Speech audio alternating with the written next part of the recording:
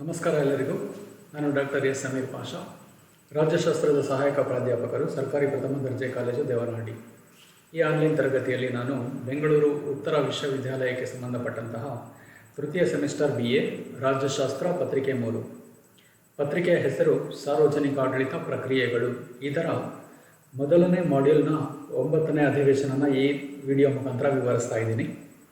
Public Administration, 3rd semester, Political Science, Bangalore North University, BA Political Science, Session 9, Module number 1. The topic is Departments. ಇಲಾಖೆಗಳು ಮತ್ತು ನಿಗಮಗಳು, Departments and Corporations. 2 topics were there in this single video.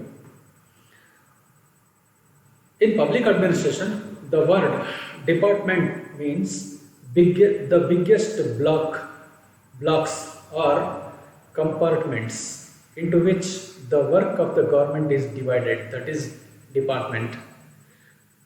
In public administration, the word department means the biggest blocks or compartments into which the work of the government is divided. ಇಲಾಖೆಯು ಸಾರ್ವಜನಿಕ ಆಡಳಿತದ ಕಾರ್ಯನಿರ್ವಾಹಕ ಘಟಕ.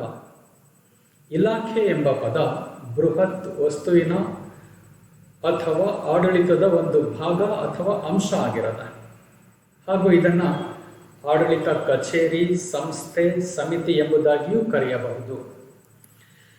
A department is a fundamental organization unit of administration on which rests the obligation of carrying on governmental operations. A department is the fundamental organization unit of administration on which rests the obligation of carrying on governmental operations. According to L.D. White, the term department in general sense means a major unit of organization dealing with a substantial field of administration, that is called as a department.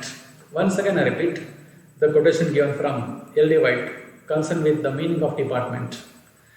According to L.D. White, the term department in general sense means a major unit of organization dealing with a substantial field of administration.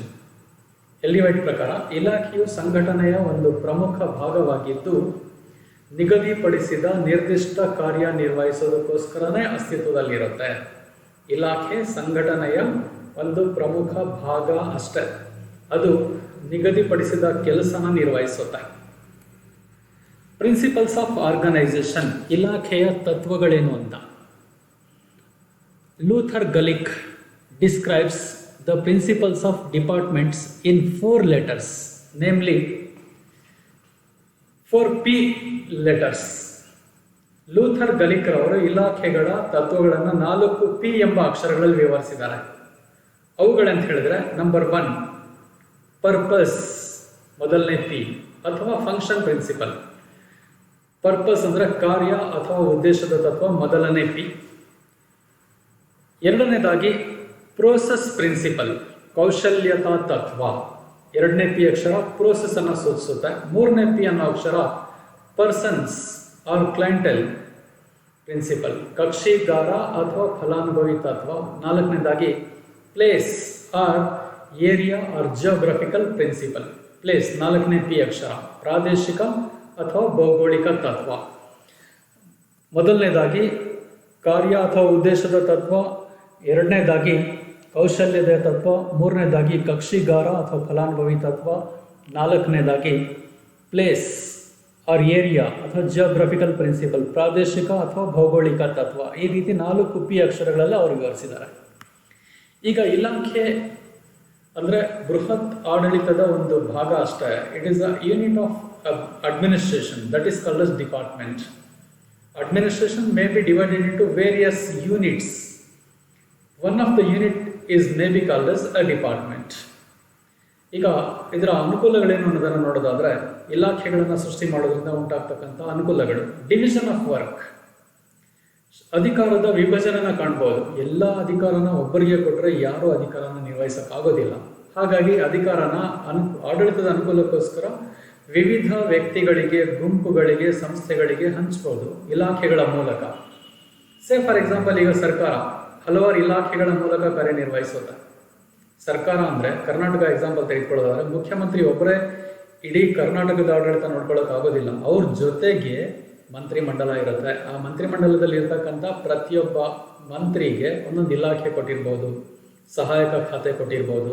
ಏನಕ್ಕೋಸ್ಕರ ಅಂದರೆ ಅಧಿಕಾರದ ವಿಭಜನೆ ದೃಷ್ಟಿಯಿಂದ ಆಡಳಿತ ಚೆನ್ನಾಗಿ ನಡೀಲಿ ಅನ್ನೋ ಉದ್ದೇಶಕ್ಕೋಸ್ಕರ. ಎರಡನೇದಾಗಿ cooperation among various ಸಬ್ units, ಇಲಾಖೆಯ ಹಲವಾರು ಘಟಕಗಳ ನಡುವೆ ಸಹಕಾರ ಮೂಡುತ್ತೆ.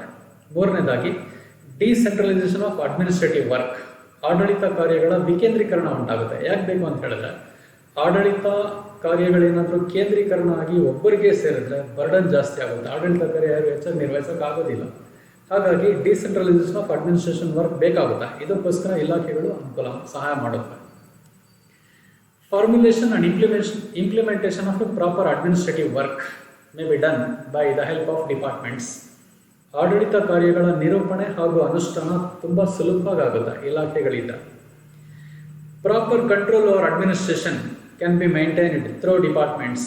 When there is departments, then it is possible to maintain proper control over administration.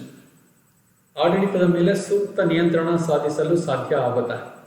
ಸರಿಯಾಗಿ ನಿಯಂತ್ರಣ ಸಾಧಿಸಿದ್ರೆ ಜವಾಬ್ದಾರಿಗಳನ್ನು ಆಡಳಿತ ನಿರ್ವಹಿಸ್ತಕ್ಕಂಥವ್ರು ಭಾಳ ಚೆನ್ನಾಗಿ ಕೆಲಸ ನಿರ್ವಹಿಸ್ತಾರೆ. Duplication of organisation and conflicts of jurisdictions can be avoided. ಕಾರ್ಯಗಳ ಪುನರಾವರ್ತನೆ ಮತ್ತು ಆಡಳಿತ ಕಾರ್ಯಗಳಲ್ಲಿ ಉಂಟಾಗಬಹುದಾದ ಘರ್ಷಣೆಗಳನ್ನು ತಪ್ಪಿಸಬಹುದು ಇಲಾಖೆಗಳಿದ್ದರೆ. ಈಗ ಇಲಾಖೆಗಳ ಬಗ್ಗೆ ತಿಳ್ಕೊಂಡಾಯ್ತು. ಆ ನಂತರದ ಟಾಪಿಕ್ ನಿಗಮಗಳು, corporations. What is meant by corporation? Corporations aim at providing goods and services to the public at reasonable prices. Though they also earn profits, their primary objective is to help the people in getting various services. For this purpose, corporations may be established or they may be came into force or came into existence. Corporations aim at providing goods and services to the public at reasonable prices. Though they also earn profits, their primary objective is to help the people in getting various services.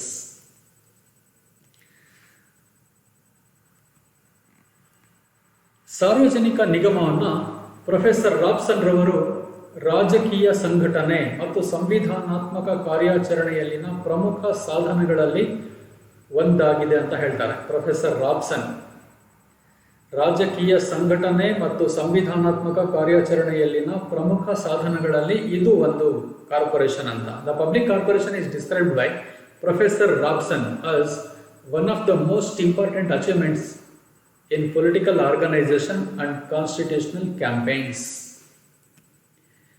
J.M. ಪಿಫ್ನರ್ ಪ್ರಕಾರ ಹಲವು ವ್ಯಕ್ತಿಗಳು ಒಟ್ಟಾಗಿ ಒಬ್ಬ ವ್ಯಕ್ತಿಯಂತೆ ಕಾರ್ಯನಿರ್ವಹಿಸಲು ಅಸ್ತಿತ್ವಕ್ಕೆ ಬಂದಿರುವ ಸಂಸ್ಥೆಗಳೇ ಸಾರ್ವಜನಿಕ ನಿಗಮಗಳು. ಈಗ ಕಾರ್ಪೊರೇಷನ್ ಅಂದರೆ ಏನು ಅರ್ಥ ಆಗಿರ್ಬೇಕು ನಿಮಗೆ. ಹಲವು ವ್ಯಕ್ತಿಗಳು ಒಟ್ಟಾಗಿ ಒಬ್ಬ ವ್ಯಕ್ತಿಯಂತೆ ಕಾರ್ಯನಿರ್ವಹಿಸಲು ಅಸ್ತಿತ್ವಕ್ಕೆ ಬಂದಿರತಕ್ಕಂಥ ಸಂಸ್ಥೆಗಳೇ ಸಾರ್ವಜನಿಕ ನಿಗಮಗಳು ಅಥವಾ ಕಾರ್ಪೊರೇಷನ್ಗಳು ಅಂತ J.M. ಪಿಫ್ನರ್ ಹೇಳ್ತಾನೆ. According to J.M. Pfiffner, many corporations come together to act as individuals. They are called as public corporations. ಸಾರ್ವಜನಿಕ ನಿಗಮವನ್ನು ಪ್ರೊಫೆಸರ್ ರಾಬ್ಸನ್ ರಾಜಕೀಯ ಸಂಘಟನೆ ಮತ್ತು ಸಂವಿಧಾನಾತ್ಮಕ ಕಾರ್ಯಾಚರಣೆಯಲ್ಲಿನ ಪ್ರಮುಖ ಸಾಧನಗಳಲ್ಲಿ ಒಂದಾಗಿದೆ. ನಾನು ರಿಪೀಟ್ ಮಾಡ್ತಾ ಇದ್ದೀನಿ ಒನ್ಸ್ ಅಗೈನ್. ರಾಬ್ಸನ್ ಏನು ಹೇಳಿದ್ದಾರೆ ಅಂತ. The public corporation is described by Professor Robson as one of the most important achievements in political organization and constitutional campaigns. ನಿಗಮ ಅಥವಾ ಕಾರ್ಪೊರೇಷನ್ ಅಂದರೆ ಹಲವು ವ್ಯಕ್ತಿಗಳ ಸಮೂಹ ಶಾಸನೀಯವಾಗಿ ಒಪ್ಪಲ್ಪಟ್ಟು ಒಬ್ಬ ವ್ಯಕ್ತಿಯಂತೆ ವ್ಯವಹರಿಸ್ತಕ್ಕಂಥ ಸಂಸ್ಥೆನೇ ಕಾರ್ಪೊರೇಷನ್. ಕಾರ್ಪೊರೇಷನ್ ಅಂದರೆ ಹಲವು ವ್ಯಕ್ತಿಗಳ ಸಮೂಹ ಕಾನೂನುಬದ್ಧವಾಗಿ ಒಪ್ಪಲ್ಪಟ್ಟು ಒಬ್ಬ ವ್ಯಕ್ತಿಯಂತೆ ವ್ಯವಹರಿಸ್ತಕ್ಕಂಥ ಸಂಸ್ಥೆ. According to DMARC, a public corporation is public owned enterprise that has been chartered under federal, state or local law for a particular business or financial purpose. DMARC ಅವರ ಪ್ರಕಾರ ಒಂದು ನಿರ್ದಿಷ್ಟ ವಾಣಿಜ್ಯ ಅಥವಾ ಆರ್ಥಿಕ ವ್ಯವಹಾರಕ್ಕಾಗಿ ರಾಷ್ಟ್ರ, ರಾಜ್ಯ ಮತ್ತು ಸ್ಥಳೀಯ ಸರ್ಕಾರದ ಶಾಸನಾನುಸಾರ ಸ್ಥಾಪಿಸಲ್ಪಟ್ಟಂತಹ ಸಾರ್ವಜನಿಕ ಒಡೆತನದ ಸಂಸ್ಥೆಯೇ ನಿಗಮ ಅಥವಾ ಕಾರ್ಪೊರೇಷನ್.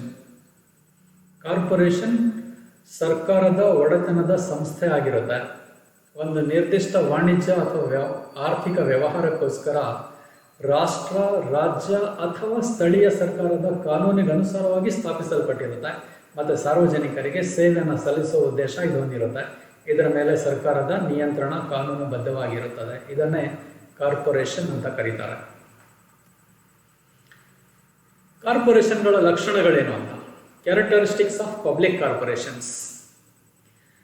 ಒಂದು ತಿಳ್ಕೊಳ್ಳೋದಾದರೆ, ಈ ಕಾರ್ಪೊರೇಷನ್ಗಳ ಮೇಲೆ ರಾಜ್ಯದ ನಿಯಂತ್ರಣ ಇರುತ್ತದೆ. They are owned by state owned corporations. They are controlled by, they are established by the government of the state or government of the central union.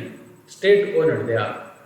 ವಿಶೇಷ ನಿಯಮಗಳ ಅಡಿಯಲ್ಲಿ ಸ್ಥಾಪನೆ ಆಗಿರುತ್ತೆ. ಎರಡನೇದಾಗಿ, they are established on the basis of a special statutories or special laws. ಇವುಗಳ ಮುಖ್ಯ ಉದ್ದೇಶನೇ ಮೂರನೇ ಲಕ್ಷಣ, ವ್ಯವಹಾರದ ಉದ್ದೇಶ. The main objective of corporation is business like.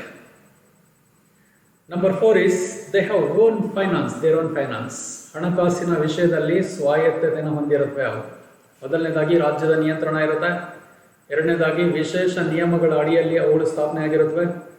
ಮೂರನೇದಾಗಿ ವ್ಯವಹಾರದ ಉದ್ದೇಶ, ಬಿಸ್ನೆಸ್ ಪರ್ಪಸ್ ಇರುತ್ತೆ. ಬಿಸ್ನೆಸ್ ಪರ್ಪಸ್, ಬಿಸ್ನೆಸ್ ಮೋಟಿವ್, ಹಣಕಾಸಿನ ಸ್ವಾಯತ್ತತೆಯನ್ನು ಇವುಗಳು ಹೊಂದಿರುತ್ತೆ.